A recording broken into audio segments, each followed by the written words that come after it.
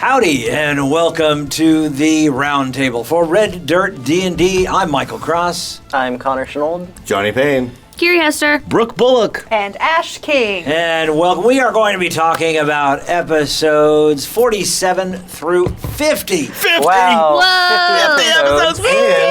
And I have a gift for Kiri What? that I'll give to you in 15 minutes. Okay. Aw, that's awfully sweet. I think he's just making fun of the fact that I wrote down in my notes GIF from the gods instead of gift from the gods. Sneaky Coyote just handed you a meme. Listen, that tracks with their personality, though. They communicate only in memes to Zonimus. That's how he knows what to do And we're next. still stuck in whatever century Ratoya, and so no one understands. It's just memes and emoticons. Why is this girl standing in front of this burning house looking back at us over her shoulder? Like, I don't get this meme. It's what happens when you let halflings grow up. You just can't. No, honestly, I feel like Sneaky Coyote would have a TikTok. Yeah. And that's all he does all day is just make TikToks. It's fine. Don't worry about it. Sneaky Coyote is the one who has access to what Ash calls the Maginette. Yes. He is the Maginette. Oh, that's awesome. None of these are spoilers, are they? No. No. What are none of these? No good. Why would this be spoilers? Oh, because didn't Brooke get is the just spoiler reminding reading us yet. that we didn't say beware of spoilers. Hey, everybody, beware of spoilers. Brooke is not very subtle. As we are going to be talking through 47 through 50, if you have not heard 47 through 50 yet, now would be a good time to go back and listen to 47 and 50. We will wait because we'll be here because we're pre-recorded. So, And you are missing out on some stuff, man. it's amazing. Now we do have a new feature for 47 through 50 where we have outtakes. Yes. Glorious outtakes. Which we do at the end of the podcast instead of during the podcast, which I think I was really excited when we decided to do this because it doesn't, I don't want to take out some, we have some really funny things that we talk about. I'm hilarious. You are hilarious. It's the That's AD. going in. It's the ADHD that's hilarious. That's what's hilarious. None of us can keep hold of. Right, and so I get, but it doesn't, it also sometimes will kind of throw off the narrative Right. during the actual piece. So this way, instead, we actually get to have, we still get to have the funny moments, but I get to put them in. And I can tell you there's some stuff that was episodes 40 through 46 that I had to just kind of take out because they disrupted the narrative so much that they just never got heard. So now they can all be heard. I kept begging Mike for an outtake roll that we Yes. could Waiting put. for the we could 2-hour-long gag reel. could put on the Patreon for our lovely patrons. But a good idea. you know, it never manifested. But Yeah. now it's something that everyone can enjoy because we just put it at the end, and Yeah. it's great. So if you are listening, so I think a lot of people might actually just switch it off as soon as the credits start sounding. Yeah. Wait until the end because there are some funny moments, especially Johnny trying to figure out how. That's my favorite 47. Listen, Mike makes us sound like really great D&D players in the actual We episodes, totally but know sometimes what we're not. doing. Okay, We so never you're have to talking stop about- for asking questions You're like, Right. at all. Just trying to figure out what to do on my turn in combat. It's Yes. funny because right after we left that recording session, I was listening to another gaming podcast, and this guy in it goes, I really hate it when it's my turn in combat, and I just go in idiot mode and have no idea what to do. And it's as simple as walk up and hit the guy. I've been playing Like, D&D. that's me, I just did that. I've been playing D&D for 40 years, and I still have no I'm idea what just to do. like, I don't know. You're like, I'm invisible. How do I do this? I haven't been playing D&D at 10 in the morning for 40 years. That's the problem. But that's also because we were dealing with Ash, who was having their wizard, their sorcerer, The conjurer. Conjurer. Yeah. Thalia. teleport, and it was just like, you know, poor Mokrin. He'd be like, right, you know, double move over there, and then like, and she'd go all the way down the other end of the boat. I'd be like, God, mean. It's like the guy chasing his hat down the street. It's always one step. Kicking it. When Yeah, kicking it as he That was It was just brilliant such tactics. I was gonna say that was just such a joy because like sadistic. Our third time fighting her. A real note to all magic users in D&D: take Misty Step. Oh no, that wasn't even Misty Step, man. Yeah. It's basically a Misty Step. She goes 30 feet, and you can't attack her. You can't do anything. It's just gone 30 feet away. Counterspell, dispel magic, or take Zonomus' advice and leave her dead the first time you kill her. The first of 3 times. We're really going to go there. I tell you that I don't know which messed with Makrin more, just the skink or the fact that Gideon just walked on by. Gideon just walked. Like, Makrin really was like, wait, what? Who? I know we're supposed to be playing like actions have consequences, which they should, and they do. Oh, now. I bet they will. But honestly, like, it's so funny for Gideon just to be like, I'm suddenly blind, I can't see what's happening. It's like, I'm going to nod the murderer in Listen. the group and wink at him and then walk away and make some tea. It's And then I ask so about what Behind my happened. back has nothing to do Brooke, with it's just me. like, I'm sure Brooke can empathize with me. The kids will say, oh yeah, I skipped school yesterday, blah, blah, blah. I mean, you were sick, right?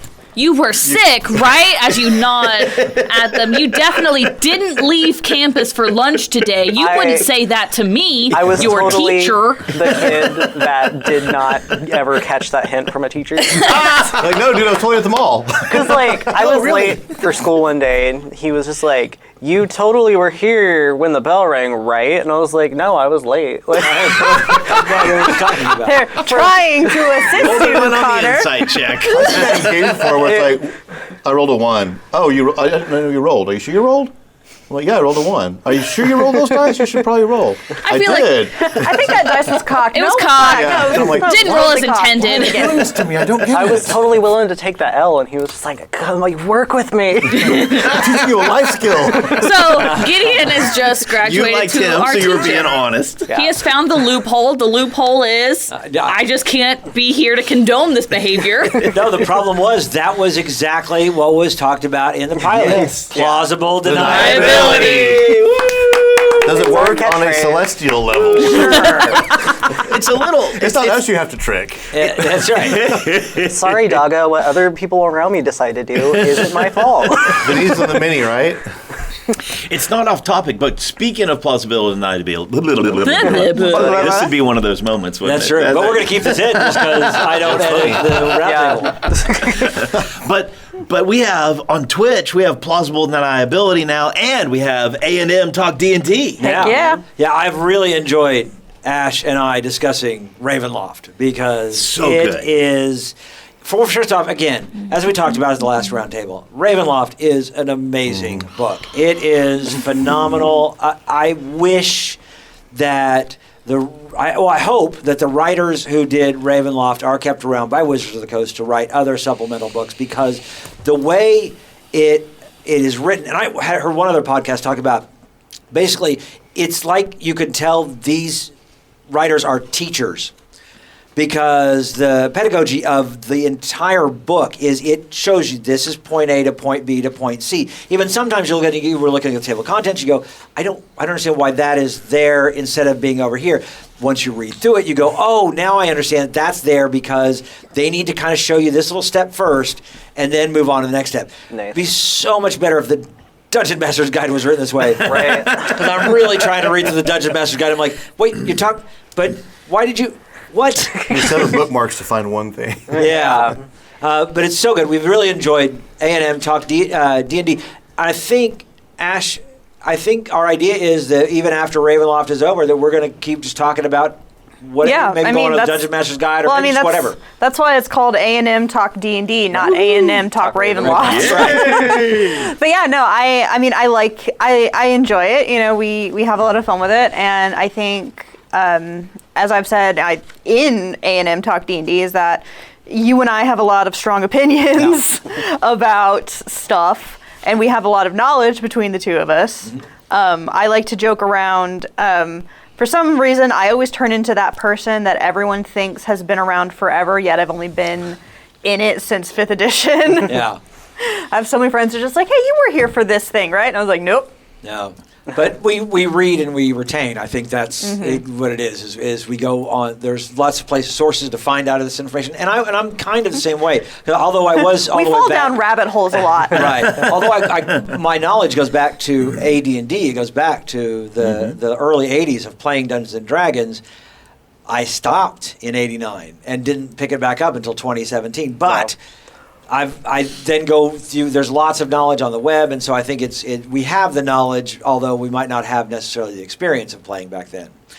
So, talk about plausible deniability, Johnny. What is that? It's a Johnny and Mockrin thing, or Johnny and Brooke thing. It's not just a Johnny thing. It's so I've had the idea since we decided we're going to do some Twitch stuff to do like an interview show kind of thing, and it was kind of hit or miss with the mic and camera setup and everything. But I've got it now. It worked out great. Everyone could hear everyone, and it's not necessarily going. We're not going to focus on. We're talking about D&D, especially since you guys have yours going on. Right. We're talking about like kind of get to know you, us just chatting. It's really just an in the moment thing. Right.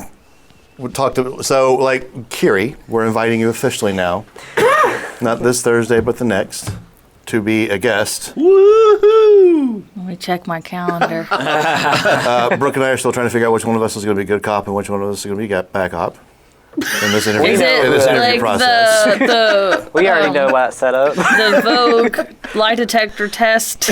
No. So She's literally checking her phone for plausible deniability. I think, I'm busy that day. That's right. But we're gonna. I should be free, but if my sister doesn't go into labor by then, Okay. I'm waiting for my nephew. Well, you can't Obviously, jump which in would from be the more waiting room of the hospital. This could be the best plausible deniability ever. Yes. Wow. Go right in. It'll be fantastic. It's like, why are you sweating? How come everyone's pacing? What's that yelling in the background? Also, I think it would be really neat too. Going through, we'll bring Konnor on, et cetera, at some point, but also to randomly drop links to the Zoom in our invite links in our Discord for our patrons. Oh, that's neat too.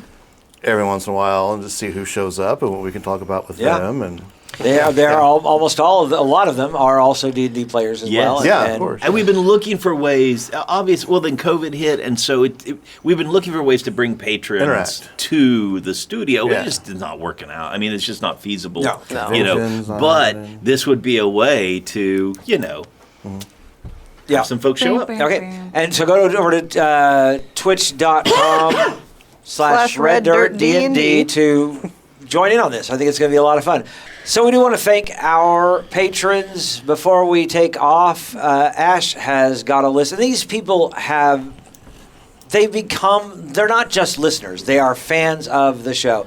And they've invested in the show, which has really helped us to grow, really helped us to do a lot of great things with our websites and other things that we've been doing. Plus, we still have a drawing when we get 20 patrons for the Dice Tower We are from so close. Yes, from Pro Laser Cuts. thank you. That's Laser and Cuts with a Z. Pro Laser Cuts. We love them. Yes, and so please become a patron so we can get that drawing. We're going to roll a D20 and pick somebody to get this gift. But more importantly, it is about just becoming true fans of this podcast. So that is why we're asking you to join us. Join people like Nightmare. Yay! John DeFelici. Yay! New Mexico. Yeah! Tim. Derek Rusnick. Woo! Germbot. Yeah! Kimberly Cross. Yahoo! Courtney. Yay! David Adams. Woohoo! Carla Stevenson. Yes! Nicholas Rodriguez. Nico! Sheila Griffin. Yay! Strix. Woo! Tim A. Other Tim! And Tina McBride. Yay! Okay, this has really become like the opening credits for Rocky Horror Picture Show. If anybody's ever gone and you see the pictures and you just yell, shout out, we've got actually a shout out for every one of our. Let us know in the audience if you scream Tim A or the other The Tim. other Tim. If we ever Tim A. read the list backwards, will that be like That'll totally mess me the up. mess I up? will. That's a true test. I will not know how to do that. So, but we want to be able to shout out your name. So, joining us at patreon.com/RedDirtDnD. Come and join us at our Twitch site, twitch.com/RedDirtDnD, because it's a lot of fun, and this is not just it for Red Dirt D&D. We are growing. We're going to be moving on. This is going to be a big thing for a long time to come. So jump on the bandwagon now, because it's going to be huge. So Join up on that wagon train. We're about to head out of Missouri here. Make it all the way to Seattle. woohoo! And YouTube, you still got videos loading up on YouTube. Not videos, but audio loading up on YouTube. Recently, but yeah. Yeah, it's summer now, so maybe more. Yeah. In the meantime, thanks so much for joining us. New episodes drop every Wednesday. Woo! And Do we have a Patreon update on when it drops? yes, new Patreon episodes now drop on Sunday. Sunday. Rather than just the day before. So Sunday. you get a Sunday, you're off, you're relaxing, and you can just listen to Red Dirt D&D because you're a patron member. So thank you very much. In the meantime, for everyone else, we will see you on the flip side. Okay, so this gift is really like, I think, what, $5 gift?